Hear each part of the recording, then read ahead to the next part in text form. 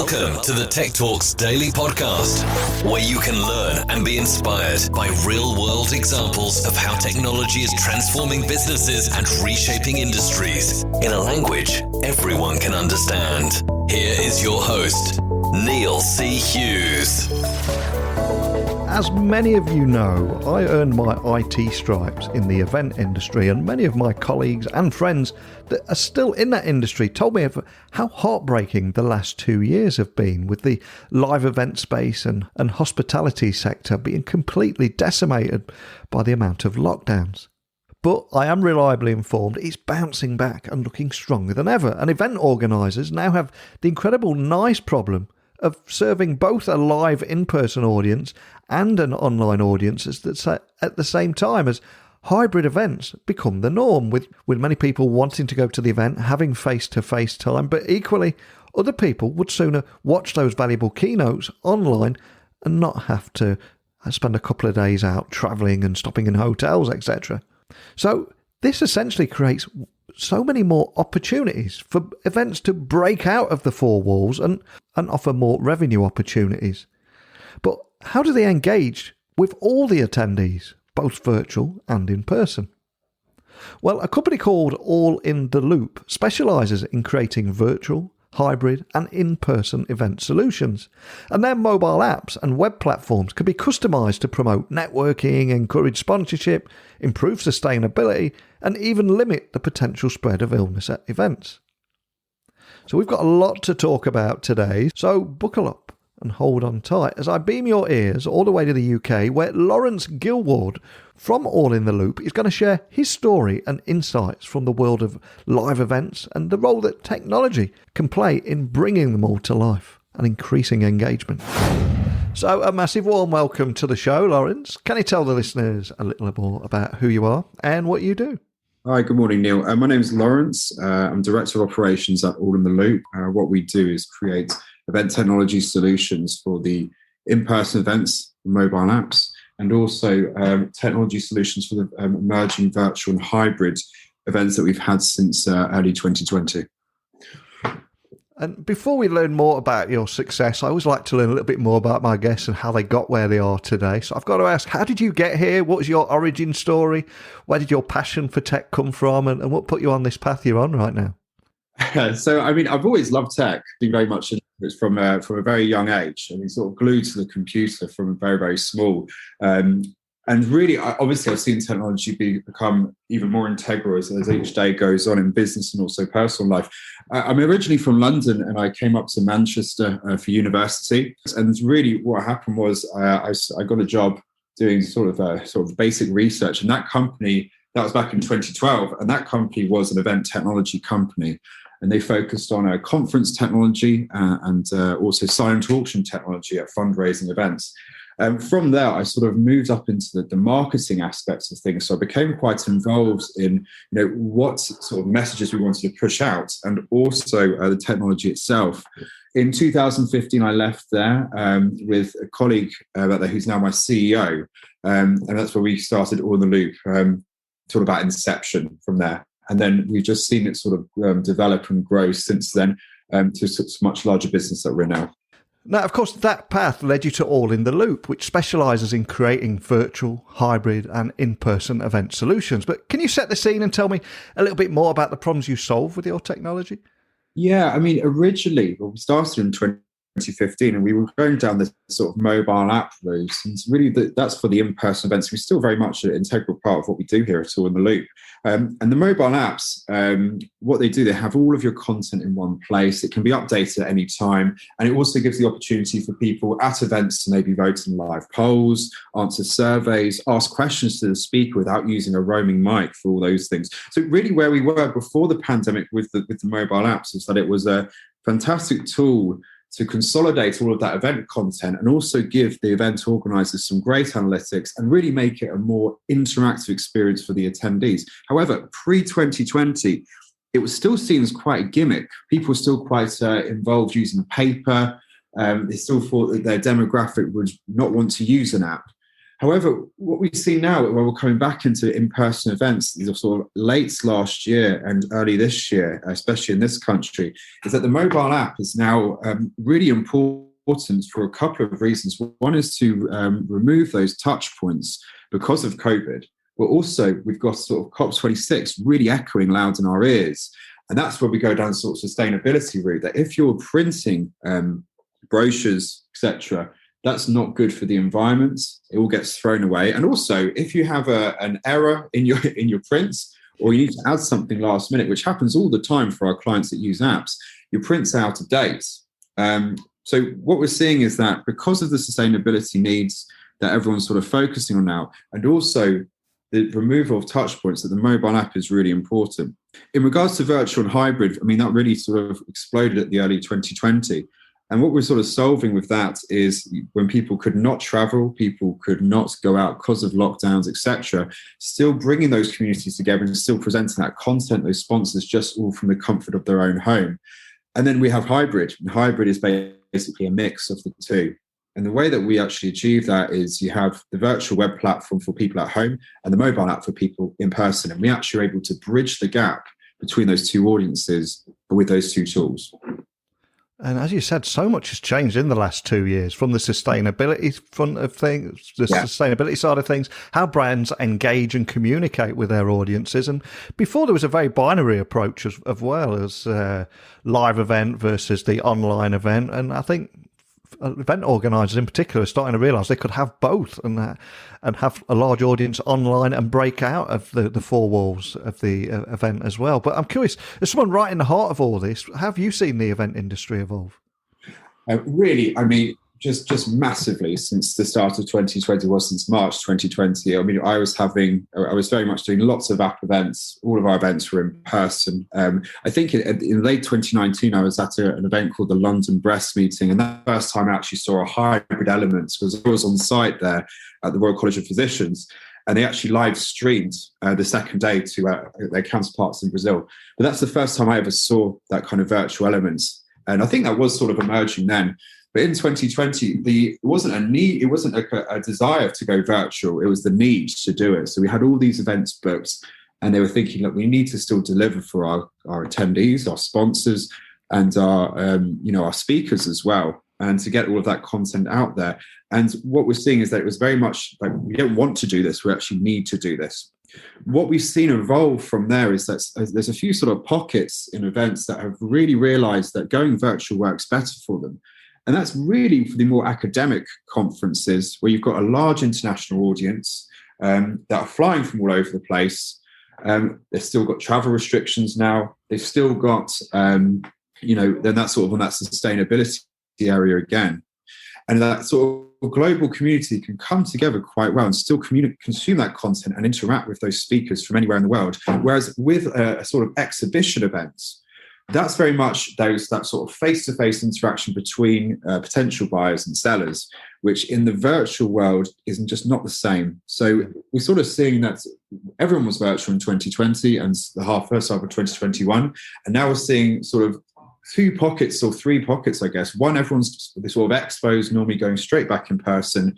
The more academic conferences are staying virtual for the most part.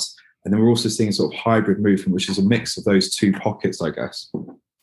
And I'm curious, how do you think it evolve in the future? If we've got a large event of, let's say, 5,000 to 10,000 people in an event in Vegas or somewhere like that, are organisers going to go straight back to that? Or do you think they will think, well, we can have another 10,000 online and split it between the two? Do you think we'll see more of that as well? We are very much seeing that. And what we're seeing with especially that sort of hybrid element is that with those organisers, they definitely want that in-person side of things. I think a lot of people are craving that and always will do. However, you are right. They're going to have, if they've got some decent content or fantastic keynotes or anything like that, maybe they're going to charge to go to Vegas, let's say, for example, $300 to actually attend the event. Yeah. Then, of course, you have to wine them, dine them, feed them, all that kind of stuff. And obviously have the venue there. But then what they're able to do with an AV team is to live stream that key content, maybe not all of it, that key content, and also any other event content, handouts, sponsors information, all that, to a larger global audience, so maybe a lower ticket price, maybe just $50. So really, by adding that hybrid element, they can really increase their audience and also increase their revenue if that's what they're after. On the flip side, on the plus side as well, the AV teams that we always have dealt with on site, they've also had to adapt. And really 99% of the ones we deal with have already done that live streaming, even when we were virtual. So we're finding that all AV teams we deal with, they know how to do that live streaming, and really getting that set up is very simple nowadays. And I also love the hybrid element, that if you're in person at an event, a live event, you can still interact through technology with the speakers, etc. So on that side of things, how important are things like apps to event attendees now? And do you have any tips on how attendees and event organisations can adopt and engage with apps like this? I think with the mobile apps for the in-person attendees, it's really about having one centralised place for all that content in a really easy handheld place. Always up to date, any content can be updated anytime, alerts can go out. And also with that Q&A you're talking about, that live interaction, that's a really great tool for when you are in an audience. I mean, I've been on site many times. A lot of them use the Q&A when they are doing the conference. What we can do is people can ask the questions anonymously. You might be really confident, a real confident person, and have a great question, but you're still a bit shy about standing up in a room of, let's say, 200-300 people in front of your peers and asking that. You can ask it anonymously through the app, and it might be a fab question, a really good one. On the other side of things as well, with COVID, a roaming mic is a real no-no, to sort of have a mic going from one person's lips to another. What I find when we are on site and when we do have on-site events is that Q&A is really well utilised when it's in the app in comparison to a roaming mic. But then your virtual attendees, they can also ask questions through the web platform, and you basically get one central bank of all questions to that speaker. I can't tell you how powerful it is when you have a hybrid element. You've got people in person there, you're live streaming, watching a speaker in London, let's say you're in Glasgow, you ask a question and then that's answered. And you really do feel that you're connected to that audience in comparison to, let's say, just watching a live stream. And I'm curious, what markets do you serve? Because we're both in the UK. We'll have people listening all over the world. So presumably you serve an international audience. But does demand depend on demographics of the event, locality, culture in the region, etc.? Because I would imagine there's one at the NEC here in Birmingham called the Festival of Quilts. I used to work there. It always used to make me laugh. Obviously, you're not going to have an app for that. But the gadget show, you would, I would imagine. But how do you work around that? It really depends. It really depends on it. We have all sorts of clients in all sorts of industries: cement, mining, finance, aviation. It's really anyone that we can show and they understand the benefits of using a mobile app or that hybrid solution on there. In regards to demographics, I mean, it's really any demographic. But what we're finding, what the key objection we have is that our audience are a bit older and they wouldn't accept an app or any technology. But my argument back to that is in 2020, when we were half going back to the pub, you had to scan a QR code if you wanted to order a beer. And we found that, I mean, my father, for example, wouldn't have ever used a QR code, but I'm sure when he went back to the restaurant, he'd had to use it. So it's kind of like that. We've had to, because of that 2020, people are more well-versed with apps and they understand why they need to use them. So that's really what we're seeing now, is that the demographic used to be, like you said, like a younger demographic or a specific industry, but it's really opened up to anyone that's running an event. And your apps, are they in use in apps all over the world? Is that right? Yeah, absolutely. Our key market is really the States. We do lots of events in the UK, Europe, Israel. We've been doing some there as well, Singapore. So really the main areas you'd think. But yeah, UK and USA are really the two key markets. So assuming I have an event and I need an app, can you just walk me through the process and how much time I would need to invest to get up and running? Yeah, I mean, what you'd have with us is that we provide a very managed service. We're kind of like an extra pair of hands for the team. You'd have a kickoff with someone like myself or one of my colleagues here. We'd scope it out. We'd get your designs ready. We'd take your branding. We'd design something for you. We'd give you access to a sandbox app for you and your team to have in your hands. And then you'd be able to critique that, give us any edits, and we can do them incredibly quickly. We'd also just need to get that content, that same content that you'd be providing to the printers, really. That same content, getting that in there, we can obviously edit that at any time. And then you guys have, the clients have the ability to edit that whenever they want to. And then on top of that, it's about talking to them about the interactive elements, any live streaming, and really being sort of consultative and giving them the best options based on what we think would work for their events, and just talking through that, preparing them for that. And then during the event, we have a live event manager on hand on something like WhatsApp that can just answer queries quickly or make edits instantly for them. And so much of the event industry has been transformed by technology now, from video walls, personalised apps to show you which keynote speakers you want to go and see, and also engage with the keynote speakers and engage with other attendees too. But how do you see technology continuing to play in the event industry and continue to connect people? Is there any trends you're seeing there or anything you're following? The trends that we were seeing just before the pandemic, well, I guess it was a little bit before that, was things like location-based alerts, Bluetooth beacons, Bluetooth usage. The problem that those sort of two bits hit was really that people don't like turning their Bluetooth on or allowing their Bluetooth or allowing their location for an app they've downloaded for an event. So they don't work too well. But I mean, we actually invested in that technology. And we had some clients really use that, so that's that Bluetooth beacon technology. What we're finding is that the real key one is the matchmaking. And that's what we have here, where basically when you log into an app, you're able to sort of express your interests. You can say, for example, I'm interested in learning about Boeing 747s or airports, for example. You basically give it, it's a little bit like a dating app, if you think. So the client would give us a selection of things they can choose, maybe job title or sort of job level, interest, location, and that kind of profiles you into one place. That does two things. One, it can suggest to you which agenda sessions you should probably go to, which exhibitors you should engage with, and also which attendees you should probably speak to because you have similar interests. But it also allows you to be found very easily within the app by those filters. So I could say, for example, I want to find everyone who's based in the UK who's interested in airports, and then it would show me a list of those 10 people out of, let's say, 1,000.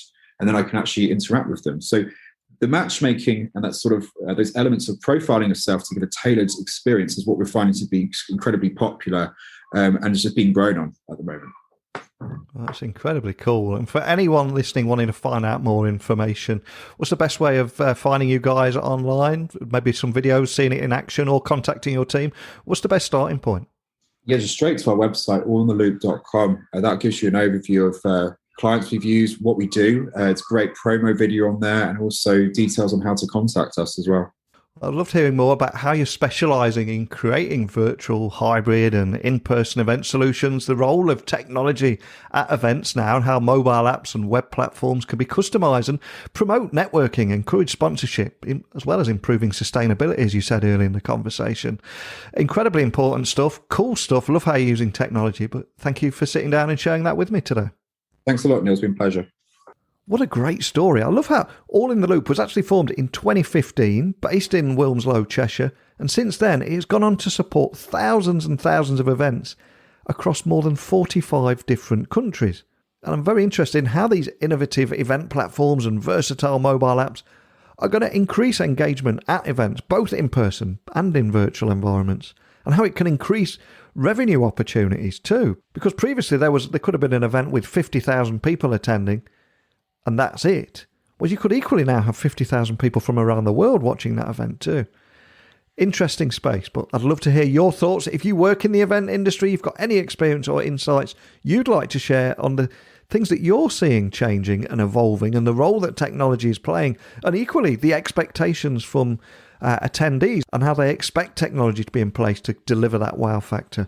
Whatever it is, email me, techblogwriter@outlook.com, Twitter, Instagram, LinkedIn at Neil C. Hughes, and my website is techblogwriter.co.uk, where you'll find nearly 2,000 interviews and various ways you can work with me, from ghostwriting, blog posts, thought leadership articles, and even I can help you launch your own podcast if you wanted to. But that's it for today. So a big thank you for listening as always, and until next time, don't be a stranger. Thank you for listening to the Tech Talks Daily Podcast with Neil C. Hughes. Remember, technology works best when it brings people together.